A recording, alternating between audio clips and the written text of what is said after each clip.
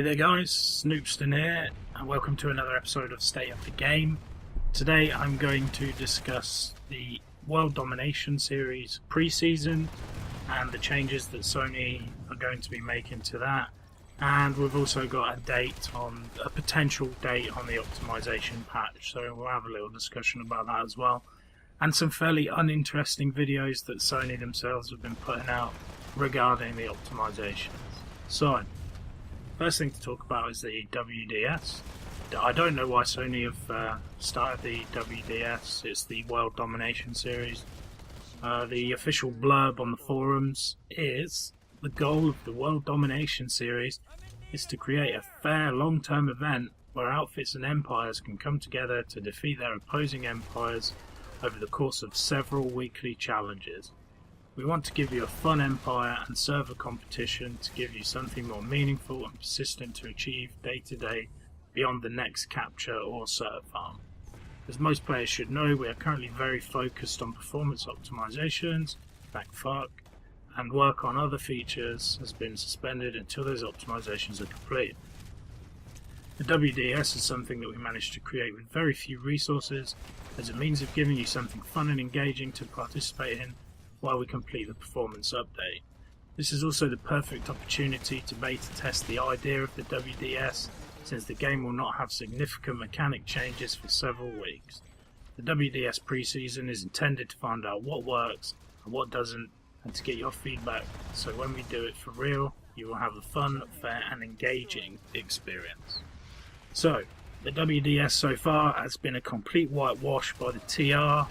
First week they got a 100% XP boost for 3 days. The second week they got a 50% XP boost, and I think they'll probably take it in the third week as well. I have some concerns with WDS. Personally, I think it encourages fourth factioning in its current state. I think that if new players are coming into the game and they're seeing that TR are dominating something called the World Domination series, then they're gonna go to TR straight away.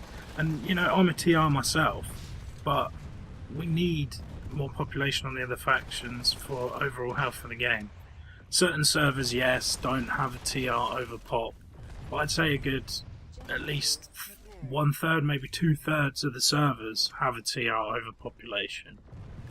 Now, Sony have come up with some stuff to address these things, as people say, so we'll have a look at the posts on the forum. The first thing they say is to address the population imbalance.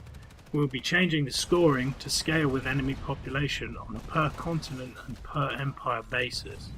Underdogs will earn more points for their captures and holdings. Now, that's fair enough, but it doesn't really address population imbalance, because for example, I saw a perfect example of this on the forums. One guy said, TR are zerging a base, and the NC have their 50 best guys there, and the TR have, 500 guys there. The 50 best guys, they're still going to lose, because it doesn't matter who the 500 are, it's a zerg. There is no defeating that with a small amount of players. It just doesn't work that way. So that doesn't really help in my opinion. And plus, the whole thing's devalued anyway, because people can log into their other characters and get the XP boosts anyway. Now they've also said something that addresses this, and I'll read that to you now. It's empire hopping. We will be adding a participation requirement in the preseason and are considering scaling rewards with participation in future seasons so empire loyalty is properly rewarded. So what that statement says to me is that right now we know that the whole process is devalued and pointless. Maybe in the future we'll make it so that you have to play on the faction that you want to win to earn the boost. Because right now, you can be a VS or an NC, and you can log your TR for like a couple of minutes in the current week that the WDS is in, and then go back to your main account and you'll be able to take the XP boost to your main character and run the XP boost on the main character. And that just devalues the whole thing. I mean, what's the fucking point? It's like coming second in a race but getting the money for winning the race. Utterly stupid. So, another issue was ghost capping.